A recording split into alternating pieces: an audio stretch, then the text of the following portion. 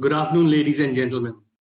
On behalf of EIH Limited and SKP Securities, it is my pleasure and privilege to welcome you to EIH Limited's Q1FY22 earnings webinar. As a reminder, all participant lines will be in the mute mode.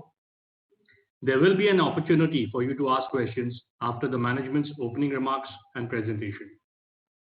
Please note, this webinar is being recorded for compliance reasons. We have with us Mr. Vikram Oberoi, Managing Director and Chief Executive Officer, and Mr. Kallol Kundu, Chief Financial Officer. We will have the opening remarks from Mr. Oberoi, followed by a Q&A session. Thank you, and over to you, Mr. Oberoi. Thank you very much, Naveen, and thank you to all the participants. I see the numbers going up to 59, so a warm welcome to everyone. I hope everybody's in good health. We're glad to see things get a lot better with case numbers significantly declining across the country with COVID after a very challenging second wave that touched, I think, all of us in some way or the other. With the decline in numbers, and we've seen starting in June and then leading on to currently, to the current situation, business pick up substantially, and we'll share some information in the presentation that Kallol will be giving. The strongest drivers come from Oberoi Leisure Hotels, and Oberoi Leisure Hotels continue to perform well. In June, we were nearly at similar levels to what we were in 2019 before the pandemic started. And I'm sure in the months to come, many of our hotels will outperform the numbers of 2019. At least one hopes that to be the case. So Oberoi Hotels have done the best. We'll share some data on that relative to industry, followed by Trident Leisure. As far as business goes, city hotels go, we're starting to just see some green shoots. And we also talk to our key corporate accounts. Many are thinking about going back to the office. Some still haven't made a decision. But I hope over the next months, people will start returning to the office. People will start traveling again on work. And we will see occupancies in our city hotels also start to pick up, even beyond what they've picked up today. So that's in quick summary, our comments. Thank you for this opportunity, and we look forward to presenting to you and also then answering your questions.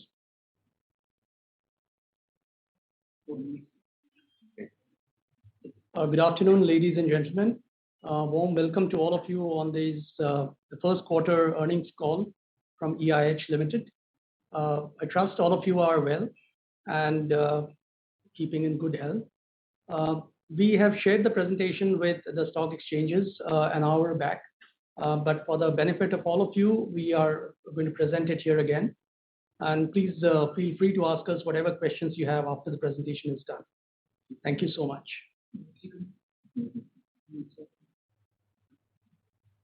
So we begin with an industry outlook. This report was published by HBS Anarock a couple of days back, which shows that relative to the last year, in each month, how has the industry performed. So the average daily rate has, in the month of March 2021 versus 2020, was down by about 22 to 24%. And that is because in March 2020, last year, the pandemic had still not kicked in. This percentage is only about 4 to 6% in April 2021. And in May 2021 versus May 2020, the ADR is down only by 2 to 4%, with green shoots, as Mr. Vikram Oberoi mentioned, beginning to really emerge in June 2021, where the ADR is higher by 17 to 19% vis-a-vis the last year, same month. The occupancy and the RevPAR figures are here. And just as a comparison, we've mentioned this time and time again. Before that, our company's philosophy is to be the best, if not necessarily the biggest. And therefore, we really want to provide value to customers and therefore our rates are, if you see the numbers below, they are trading higher than the industry on an average. So our RevPAR growth, as you can see, for properties in EIH Limited, as well as if we take all the domestic properties that are managed by EIH Limited, are in excess of double-digit to triple-digit numbers, which is of course a good sign for all of us. The HBS ANAROC report also highlights that domestic air traffic has increased by over 47% in June 2021 compared to May, as travel restrictions started easing across the states because of declining COVID cases. Hotel occupancy in all the major cities witnessed a month-on-month increase with revival in leisure travel. That's our observation as well. Mumbai observed the highest occupancy in June 2021 as per the HBS ANAROC report, followed by New Delhi, primarily driven by staycation and weekend businesses. Hotel stocks are seeing an upward trend due to increasing positivity towards the sector. And as per the ANAROC report again, brand openings and sightings by properties have increased marginally in the first half of 2021 compared to last year. Our outlook continues to remain what we've maintained throughout the year of the pandemic. Basically our mantra: to endure, to revitalize, and then to ensure that we flourish when the times are better again. How do we endure? We endure through our robust balance sheet, and we are of course very enthused by a sharp post-COVID recovery. Just to highlight our net worth, if you see over the last 5 years, it's remained at high levels. We have a strong asset base, and we continue with a strong asset base, and our debt continues to be in control, very optimally leveraged. So basically what this has helped us is to control our finance costs, and this also helps us to maintain and obtain lowest interest rates from banks. And as we have shared in the presentation, as of 30th June, our weighted average cost of debt was 7.51%, which is a reduction by about 61 basis points in the last 1 year. This graph may be of interest to our investors and analysts. This basically shows how the various categories of businesses that we operate in, how they've performed. The first leg of the graph is basically the first wave, which happened last year, and it shows how the journey has panned out. So the light blue color line is the Oberoi leisure property, as you can see in the legend, which has really picked up the most. And as you can see, the recovery after the second wave is even steeper. The gradient is steeper than the recovery that happened after the first wave. Now again, I would definitely like to repeat that these are all green shoots at the moment, and obviously we won't know how things pan out, but this is exactly how it stands. And if you really carefully note, you would see that leisure, both for Oberoi hotels, Oberoi branded hotels and Trident branded hotels, are follow a same or a similar trajectory. At the same time, the metro properties are also beginning to show some green shoots, and we just hope it will get better on from here onwards. This is a trajectory of the occupancy and the ARR versus we've taken 2019 as a normal year, although the last month of 2019-20, which was March 2020, really was a washed out month. But generally speaking, if you were to compare 2019 with what is happening now, I think occupancies, as you can see the graph, it came down after the first wave, after the second wave kicked in, and then it has started increasing again. And really, it's difficult for us to speak on a call about July figures, but as you can see, June was also on an upward trend. The better part of our story, I think, is in the ARR, where we are almost inching in towards normalcy on an overall basis as we speak. So in June, as you can see, our ARR was 8,728 against the same month ARR in 2019 of 9,300, which is a difference of about only 500 to 600 rupees. And these trends are in fact better as we move along in the months. If I could just add to what Kallol is saying, based on the calls we get at OCC, our website visits, and how we're performing in terms of occupancy and ARR, we continue to be cautiously but optimistic that these lines will continue to move positively going forward. Thank you. So the ARR and occupancy trends, again, the same story as you see. Leisure is the story here. Oberoi Leisure, in fact, the Oberoi branded leisure properties have outperformed in terms of ARR versus 2019. Trident Leisure is the same. The ARR is up by about 1,000 rupees more than 2019. The Oberoi Metro properties and all of the Metro properties actually are slightly lower as of now. But again, the movement is in the right direction. So here you see there's a comparison with the market penetration index with the revenue generating index. EIH continues to trend higher, and Oberoi Group of hotels continues to trend higher, and that is going to be our objective, to remain market leaders on providing the best value and the best services to our guests, albeit at a premium. We move on to the next segment, which is basically to revitalize, and a number of steps have been taken in respect of, we've used this period of the pandemic to strengthen ourselves in terms of health and safety, in terms of increasing our process efficiencies, automation, technology, rationalization of fixed costs, and a lot of effort is going in, has already gone in, and it continues to go in towards environmental consciousness. So we are moving towards extremely environmental conscious company, and some of the measures that we've been able to take over the last 1 year has been highlighted here. To begin with, in terms of safety and hygiene, we are proud and happy to share with everybody that we've been awarded a platinum rating for all hotels by the international agency Bureau Veritas. We've also been awarded as the best safety and hygiene protocols and this is an Editor's Choice Award from Travel and Leisure. Would you want to add anything? No, health and safety? No, that's fine. Maybe I'll just add one thing. The safety of our guests and our colleagues is paramount as far as our organization is concerned. And we ensured that everybody who was eligible for vaccinations in fact, we completed this task before the end of June.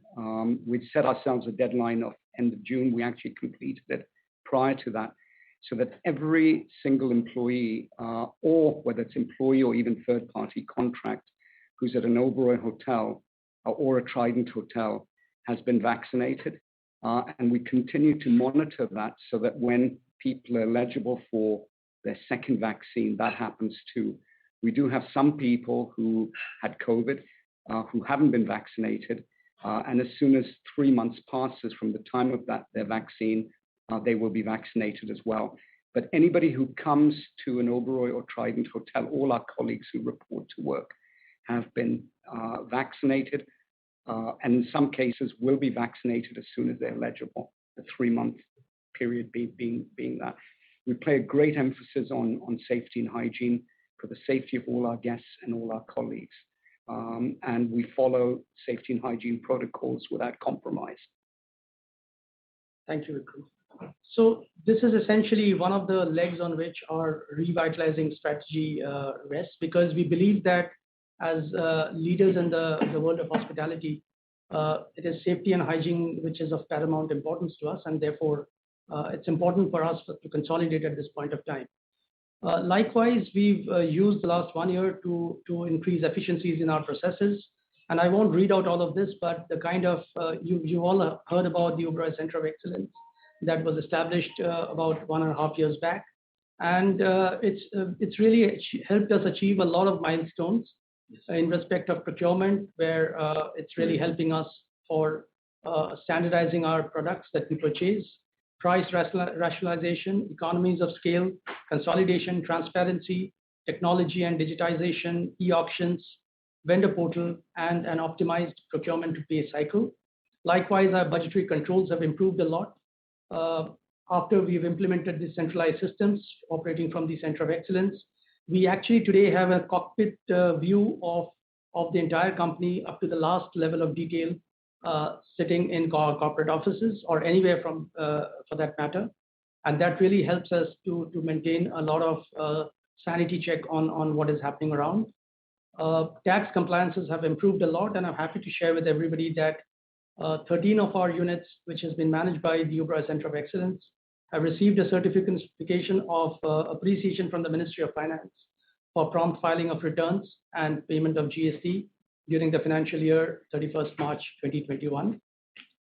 Likewise, there's been a lot of improvement in accounts receivables, which is really, if you look at our balance sheet numbers, you'll see accounts receivables have improved a lot.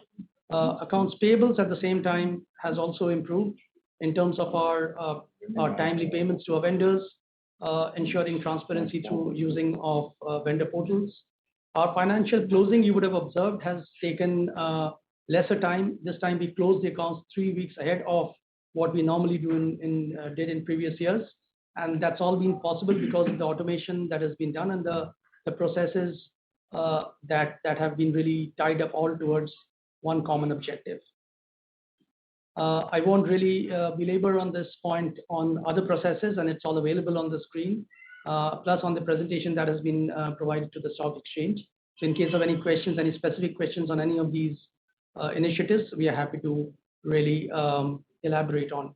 And maybe in times to come, in the quarters to come, we will see more of this quantifying into positive results in terms of efficiencies and cost rationalization. And as and when we are able to quantify them, we will definitely come out and share with you those numbers as well. The financial agility is demonstrated by way of a much more stricter payroll, where we've been able to rationalize human capital in terms of a 24% reduction. And this reduction is mostly driven by, again, as I said, process efficiencies in terms of multi-skilling. And that has helped us ensure that wherever there's a vacancy or where people have resigned, we've not had to fill up those vacancies, and we've been able to manage with our current workforce.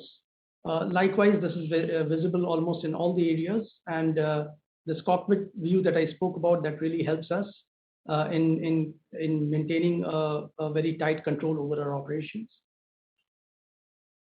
I think the benefits that I talked about really comes from people, guests, and company. From people by rotation of job profile, progression to senior positions within the company or outside, and increased employee satisfaction.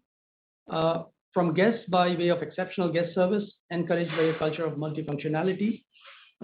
In terms of company, people efficiencies, talent development with new knowledge and skills. In terms of automation, there's a great deal of work that has gone in again. We worked on a totally automated document management system, or digital. So we are paperless, whether in the front of the house or in the heart of the house. All our processes are workflow based. So therefore, generally, any approvals, etc., is all on devices, whether it's our mobile devices or on our iPads or laptops. There's a process of seamless consolidation, which again helps us in proper and timely closure of accounts. Robotics is an area where we have invested and we continue to invest, where repetitive tasks which are done by software technology saves valuable human capital time and thereby reduces chance of errors and frauds. Our banking is today 100% online. There's not a single check that is issued on paper. And there's a lot of information integration amongst all our software. I mean, and I'm sure people who are aware of the leading software that is in use in the hospitality industry, the Opera, Micros, SAP, Salesforce, etc.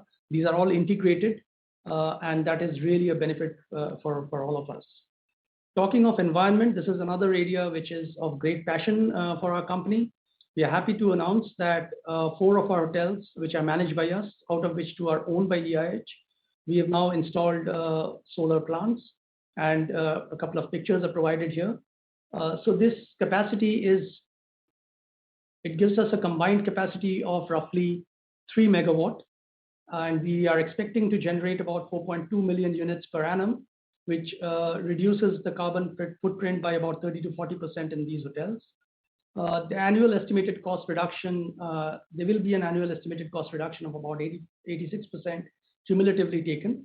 And again, I'm happy to share with everybody our focus towards renewable energy has ensured that many of our units today, hotels and units, at least 10 of them have been listed out here, which are on renewable energy. So the Oberoi and Trident Gurgaon are on 100% solar energy.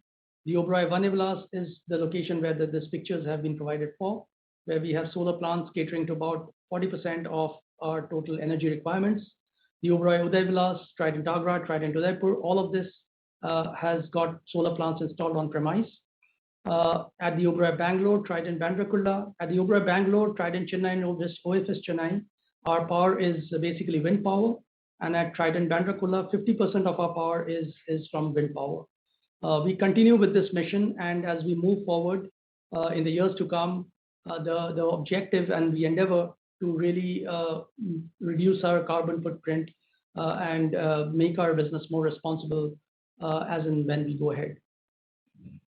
As part of our initiatives, this is another memorandum of understanding that we have signed with the government PSU, Energy Efficiency Services Limited. This is one of its kind in this industry. This is the first one that has been signed, which is going to help us implement a lot of energy saving measures at very reasonable costs, given the muscle of the company EESL in negotiating the best prices from original equipment manufacturers. So not only is it going to help us conserve energy, but it is also going to reduce costs for us. The third dimension of environment is air. And as you can see, this is a screenshot from the Oberoi New Delhi, taken on 30th of July, which is today, where the hotel air quality in terms of PM 2.5 is at 4, compared to 20 in London and 106 in New York. So this is something that really speaks volumes about the clean air that we really are striving to achieve across our hotels. In terms of water hygiene, we have installed environment-friendly disinfection systems. All hotels have a centralized ultraviolet water disinfection system. These microprocessor-based systems are operational round the clock to ensure water hygiene. And the UV systems are environment-friendly as they have offset our consumption and dependence on oxidizing disinfection chemicals like chlorine. We have our efforts going in towards wastewater management as well.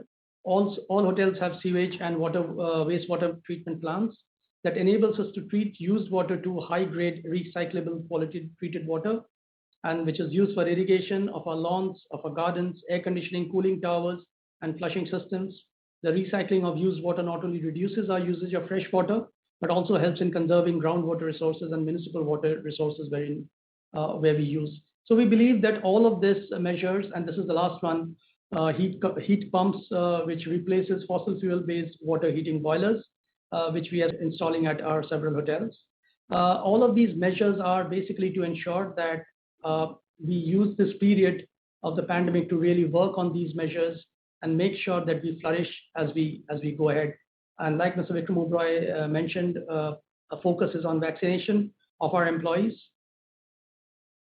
So we believe that when the COVID really, the pandemic comes to an end and normal times return again, we will be in a position to flourish with our leadership in domestic leisure, food and beverage, our alliances, and guest recognition. I won't dwell much on this slide because this is a repetition essentially of what I said earlier, where our Oberoi leisure properties continue to feature on the rightmost quadrant in terms of performance.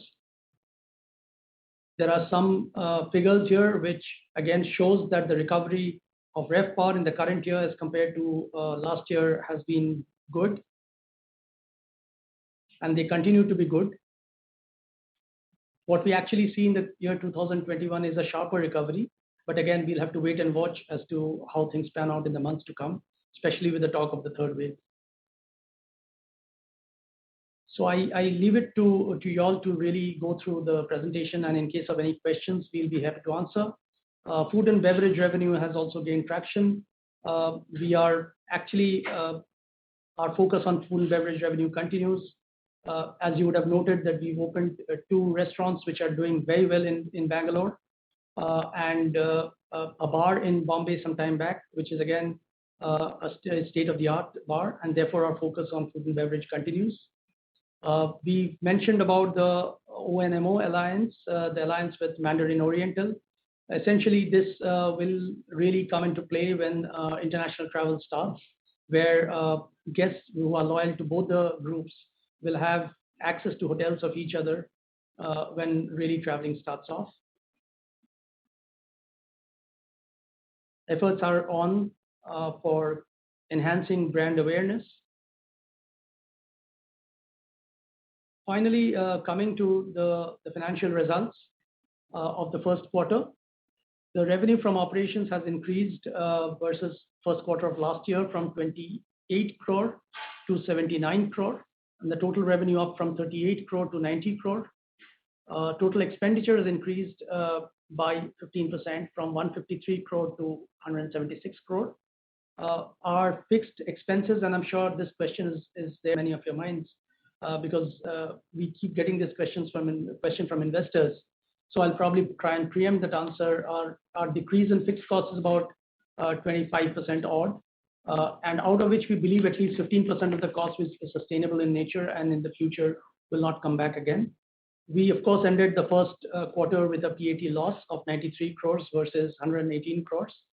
But we definitely look forward to more optimistic times in the next couple of quarters. This is the consolidated results, and these are available in the newspaper as well today. The business footprint for those who are joining in us for the first time, just to show the architecture of how the company operates with its subsidiaries and with its associates, and our presence in India and abroad. Thank you so much. I will stop here, and we look forward to whatever questions you would have, and we are happy to address them. Thank you, Mr. Kundu. We now open the floor for a Q&A session. Anyone who wishes to ask a question may please raise your hand, and we'll unmute you to take your question.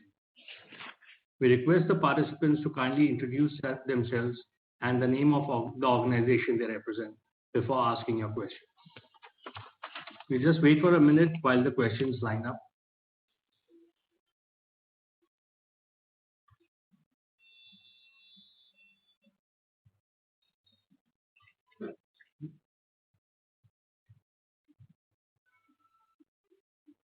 You can just raise your hands and we'll take the questions.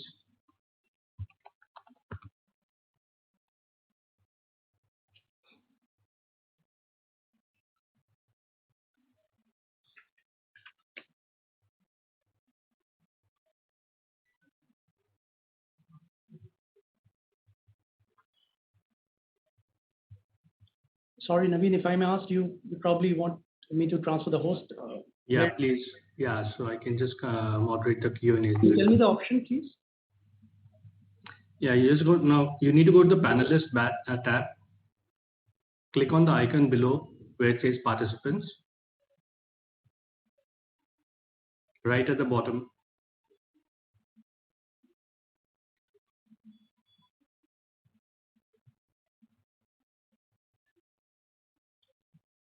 Friends, we'll just hang on for a minute. We'll start the Q&A very shortly.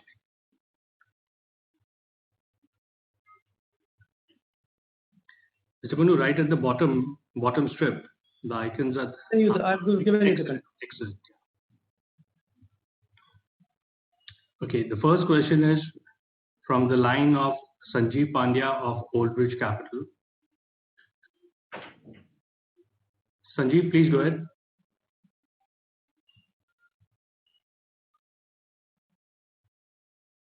Sanjeev, please unmute yourself. Can I be heard? Yeah. Okay. Sir, I noticed that your room rents are rising faster than your occupancy.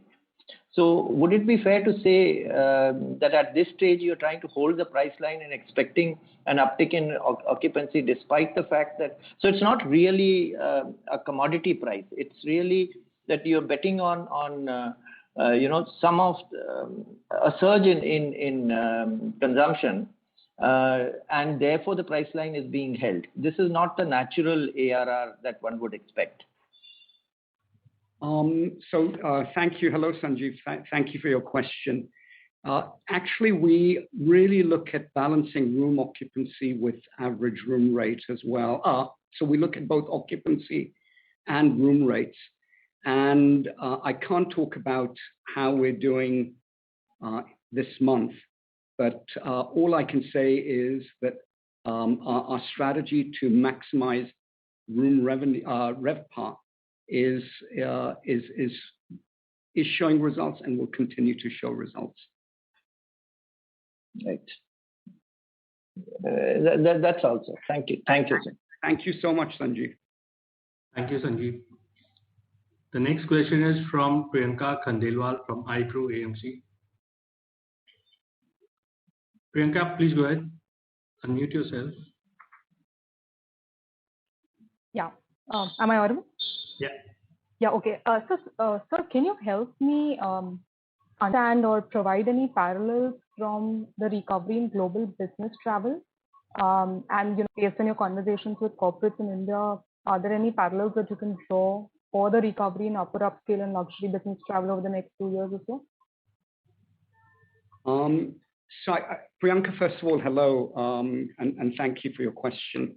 If I've understood your question, your question is based on what's happening elsewhere in the world, where vaccinations have progressed better than what's been done in India. What is the trend of both corporate and leisure travel returning? I know, for example, in the UK and the US, where vaccination rates are high, that leisure, of course, bounced back quicker. But I also understand that business travel is returning, and many companies have now directed employees to return to offices, which you would have read about, because what we can achieve by working face to face in terms of culture building, values, etc., can't be done online. So we're optimistic that with vaccines rates going up, and keeping in mind that many of our guests are amongst the first to be vaccinated, whether they're corporates or leisure travelers in large cities where most of our travel comes from. I think our bounce back will be quicker than perhaps the rest of the country because of high vaccination rates amongst our guests. And of course, I need to add that our colleagues have all been vaccinated. Understood. And my second question was, where is the company employee to room ratio now, and how much do you think is the sustainable level? And also, if you could highlight what is the global standard of employee to room ratio for luxury hotels, and do you target to achieve that in the future? Thank you. So, Priyanka, we've reduced manning by just under 2,000 people. That's about a 30-odd% reduction. Not all of this will be permanent in nature. Some of it will come back as business levels pick up. As far as benchmarking with others, I'm not aware of this data being published, so I don't want to hazard a guess unless it is authenticated data on where others lie. What I can say to you is that we continue to focus on multi-skilling. We continue to deploy technology. We continue to endeavor to run our hotels as efficiently as possible. And this is a target that keeps moving. So we will endeavor to continue doing that both during the pandemic and after the pandemic. But is there a number that you can quantify? Yeah, we can. I don't have the number with me, but Kallol may have the number of people today. Number of people, I think it's about 4,000 of people. Let me just, Priyanka, I'll come back. Let me just have a look. I should have that number. Just one. No worries. I can take that offline. Not a problem. Just hold on 1 second. I'll be able to probably give it to you right now. Actually, I'll let Kallol look it up, and we'll give that to you. Yeah, so it will be about 4,500, like. And it was 2,000, slightly less than 2,000 prior to the pandemic. So it was, if it's 4,000, I think it's about 4,500 now. It was 6,500 prior to that, or 6,400 prior to the pandemic. Okay, that's very clear. And the last question I had was on your room rate. So say if international travel recovery I mean inbound travel, does take certain amount of time to recover, like say 1 or 2 years. Is there a quantifiable impact on your ARR because of that, particularly for the palace hotels? Well, again, what we've seen is that our hotels, and that was reflected in the figures that Kallol shared for our leisure hotels, Oberoi in particular, we are already running higher rates than the rates in 2019. So our belief is that guests in India have the propensity to pay those rates. And that's clearly demonstrated by both the average room rates and the occupancies at Oberoi leisure hotels. And this trend is only stronger in the month of July. Okay, that's very useful. Thank you. Thanks, Priyanka. Thank you, Priyanka. Okay, the next question is from Amit Agarwal. Amit, please unmute yourself, and a reminder, participants are requested to introduce themselves and the company they represent. Amit, please go ahead. Sure. Thanks. This is Amit Agarwal from Nirmal Bang Securities. My question primarily relates to your top line of, let's say about 96 crores. Earlier, given a breakup of the rental revenues to the F&B revenues, if you can help me with the breakup in this particular quarter, and has a decline on a quarter-on-quarter basis been driven primarily with the fall in F&B revenues? That is first question. Second question, following up with what the previous question, the previous question asked. As I understand today, the growth is coming, if I may put it this way, from revenge tourism, because people are probably tired of sitting at their home. MSME is not working right now. The corporate is probably just about thinking about it. International travel is not happening. So if there's a third wave or something, is it sustainable just on this particular thing? I know it's I'm stretching a point, but just your views on that, please. Thank you. So I will let Kallol give you the figures on rooms versus food and beverage. But there has been a larger contribution to food and beverage than in rooms than it was previously compared to the previous quarter of or even 2019.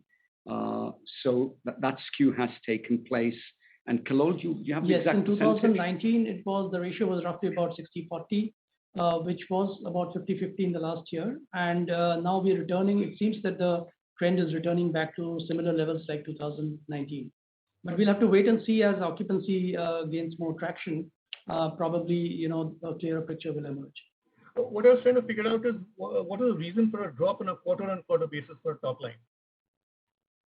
So that was is it F&B fall? Isn't the F&B fall or is it the room rental fall? Sorry, Amit, just to clarify, there isn't a drop in revenue in the top line. Quarter-on-quarter. Last quarter it was 216 crores. This quarter it's 96 crores. So I'm looking at it on a quarter-on-quarter basis. So certainly, Amit, and Amit, I'm happy to answer that question, or Kallol and I can both give you answers. Will be the same. We had the second wave. I think it started on 18th of April, or when lockdown started to happen statewide. And we in April, therefore, the latter part of April, occupancy levels were low. Even food and beverage was low. We didn't have that in Q4 of last year. And then if I look at May was regrettably a total washout with occupancies plummeting with the number of COVID cases going up. And we saw the economy start to relax or restrictions start to ease in June. And we've seen, therefore, business pick up. So if I were to just say what the biggest difference is, it was that we had a second wave in Q1 in the months that I've explained, and that didn't exist in Q4 of last financial year. So that would be that. Your second question was on the third wave and also on MSMEs. Actually, we're starting to see some green shoots on MSMEs, and we're going to launch some initiatives, particularly for MSMEs. So that's one.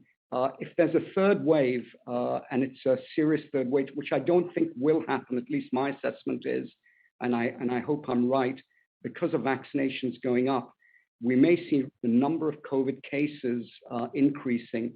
But what we will see, based on what we're seeing in other parts of the world, hospitalizations being low and fatalities being low, which is the most important part. If a third wave weren't to happen, then we will see business bounce back. God forbid if a third wave happens, whether it's business or leisure, travel will significantly decline. Sure. If I may just squeeze in one last question. What's in the next coming year and probably for next 1 or 2 years, what will be your capex and any new hotels or which you're looking to open the next, let's put it this way, 2 years? I don't want to restrict it to 1 year only. Well, Amit, we are still in, completely not come out of the pandemic. As you know, our capex plans, we've said in the past that our capex plans are all there, albeit they are staggered. Depends on, how things pan out going forward. So really speaking, I think it'll be too early to talk about capex figures going forward. Maybe in the next couple of quarters, things will become clearer. Sure. Thanks a lot. Projects are 3 projects. In fact, our executive chairman today in the AGM did speak about the 3 projects which are on and which he expects by FY25. We will have all these 3 projects in operation, which is Rajgarh, the project in Bangalore, and the project in Goa. All our own. Thank you. That's all from my side. Thank you. Amit. Thank you, Amit. We have the next question from Venkat Samla. Venkat, please unmute yourself and go ahead. Hi, sir. Thanks a lot for the opportunity. So, just wanted to understand, last time or for the last 2 quarters actually, you'd mentioned that you are thinking of coming up with some new revenue initiatives, which could also include some of the segments or sub-segments that you may not really have a presence in at this point in time. Just want to understand what has been the progress on that front and how soon can we hear more of it? So one of the things that we've already done, and all that information is available on our websites, both at Oberoi and Trident.com, is the experiences and packages that we've launched. We're also looking at other initiatives to drive revenue, and it would be premature for me to mention those on this call. I hope you understand. But things that have been launched are all available on our website. So Venkat, just to add to what Mr. Vikram Oberoi said, the last 2 quarters, of course, the second wave came in between that. So maybe the plans have got a little stretched. So please wait for the next few quarters and you'll hear the announcements whenever they happen.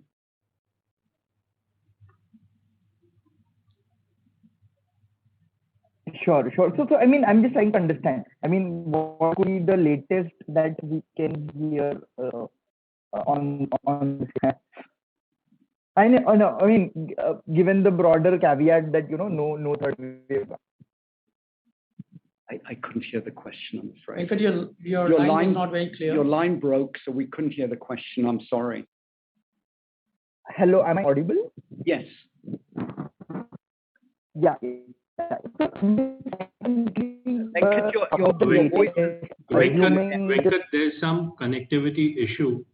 Your voice is breaking. The question is not audible.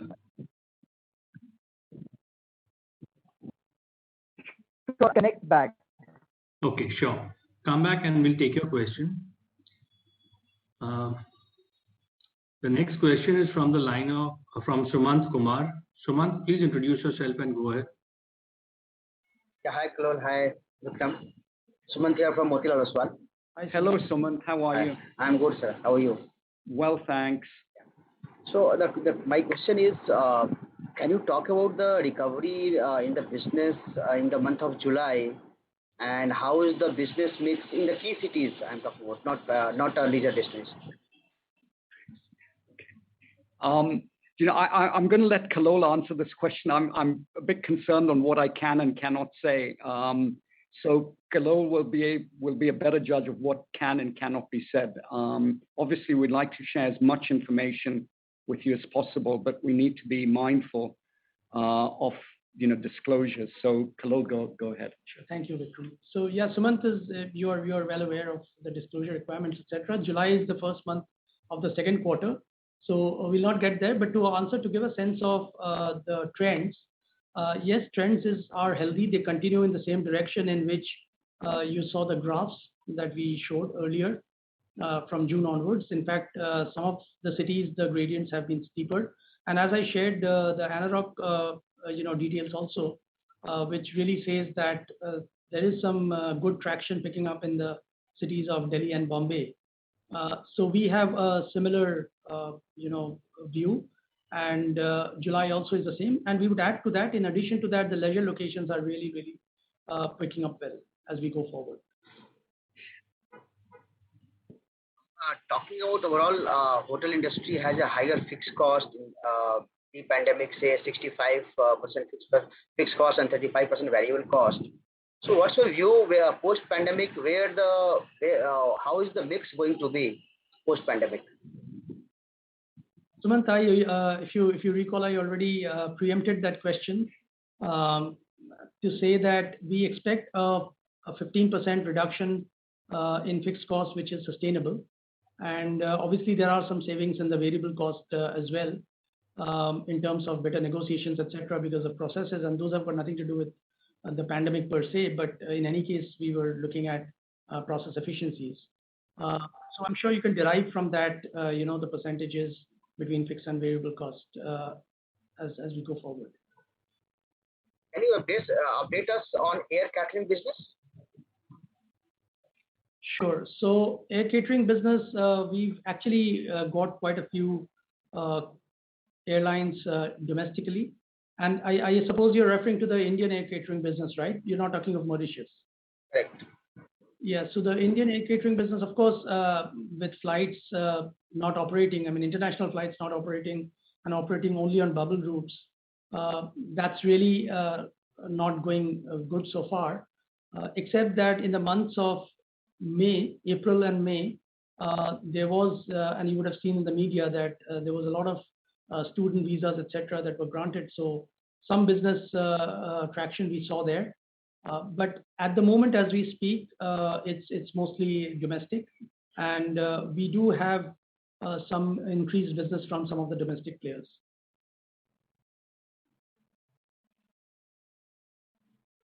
So, any sense on how things are panning out, how the performance in number? Go ahead. Anything on numbers that we can share? So, Sumant, as you're aware that these are only trends that we can discuss, and only the first quarter has gone by. We have 3 quarters to come, and hopefully, if things go the way they are, then obviously we are cautiously optimistic. May I just add a couple of things, Sumant? First of all, we know that domestic travel has started to bounce back, and that was also in the HVS report. Barring a third wave, we expect that trend to continue. I think it's going to take some time before international travel really comes back. Maybe whether it'll be in the fourth quarter of this financial year is your guess as good as mine.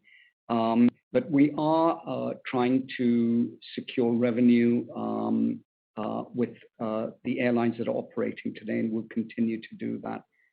So I don't know if that helps answer your question.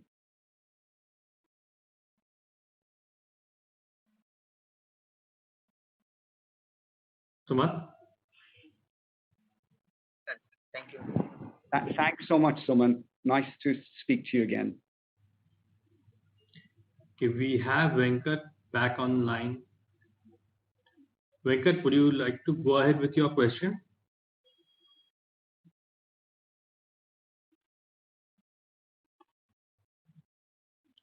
I guess still there. Okay, we have a question from Sunil Jain. Sunil, please go ahead. Hi, good afternoon, sir, and it was a very informative session.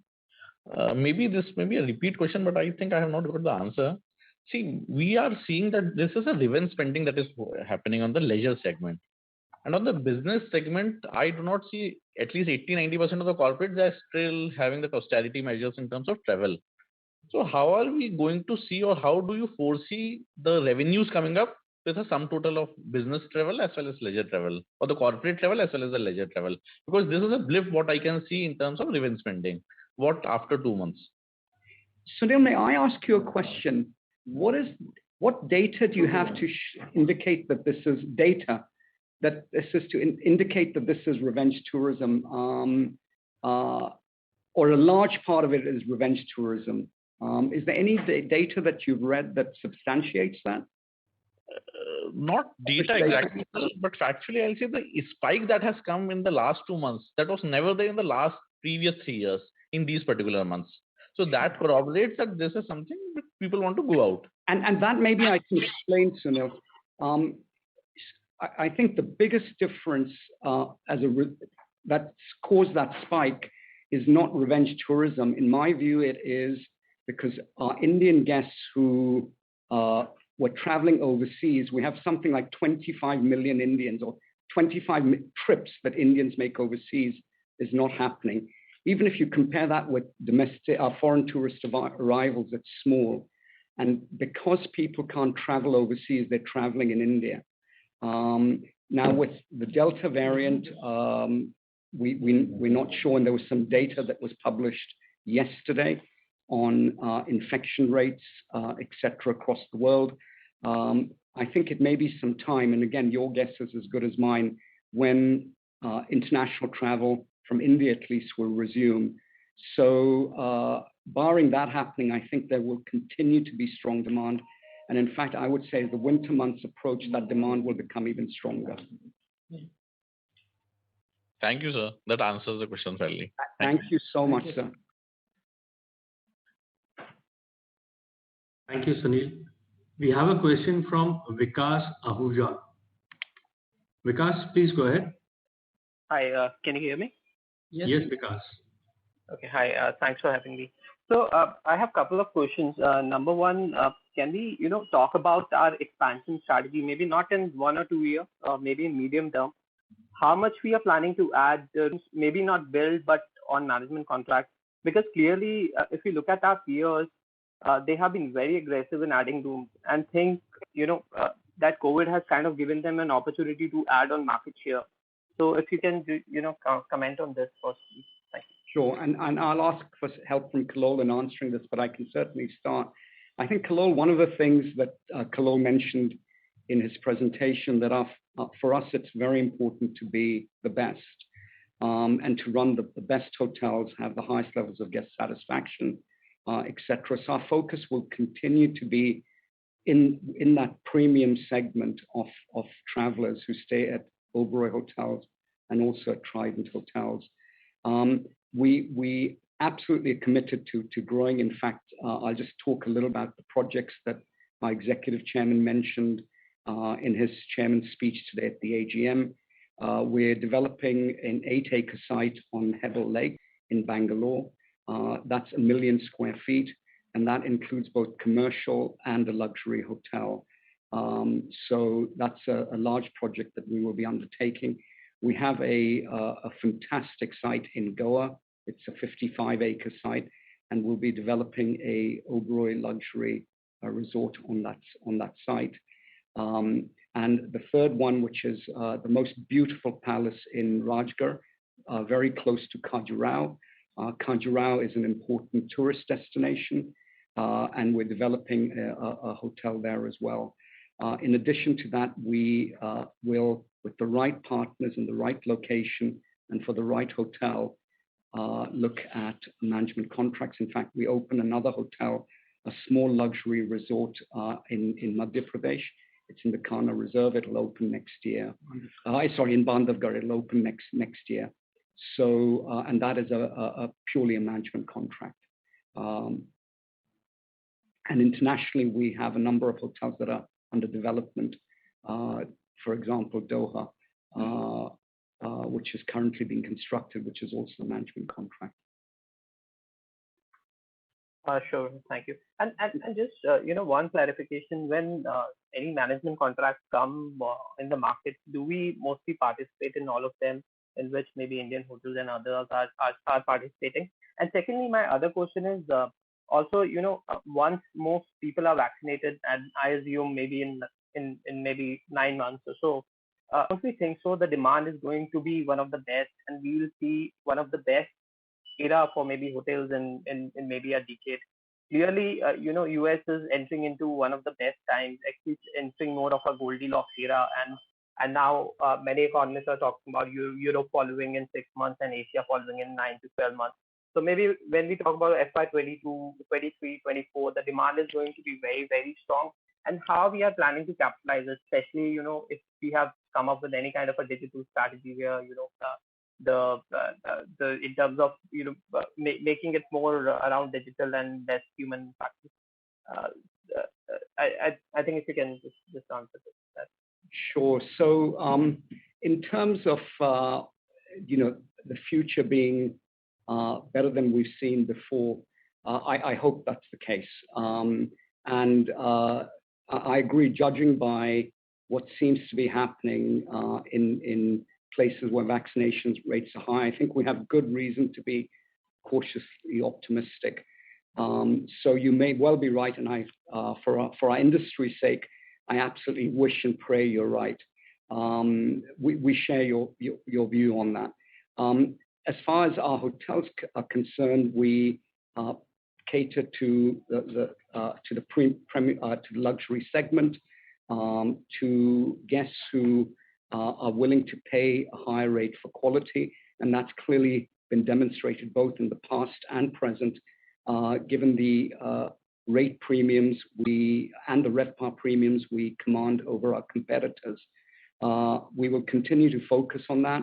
And I just want to say one other thing. With the pandemic, people want to be sure. People will pay a premium to be certain that the hotel or the company they're selecting has the highest standards of safety and COVID protocols. And I think with that in place, we're in a good position. Our guests really appreciate everything we're doing as far as COVID is concerned. We get great guest feedback.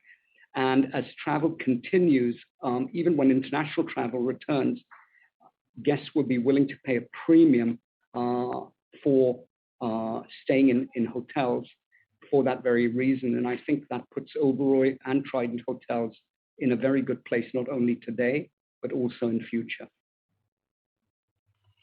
That's very helpful. Just one last question.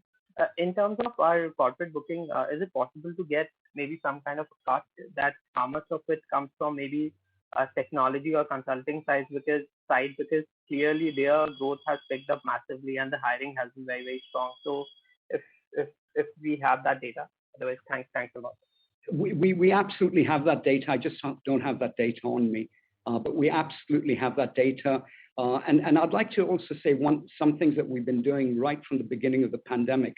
Obviously, all of us want to be able to predict what's going to happen in future.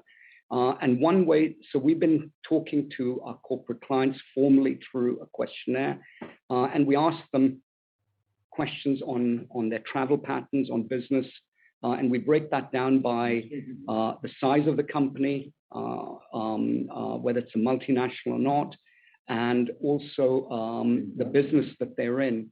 And we've been doing this periodically.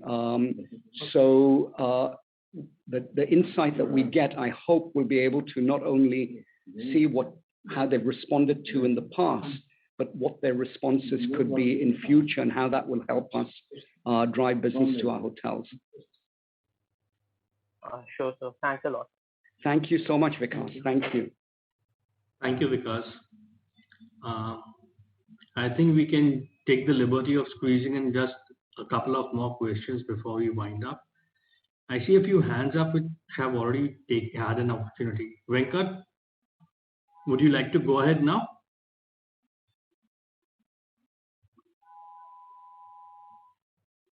Okay, I guess he's still facing some problem. Sanjeev Pandya, do you have another question?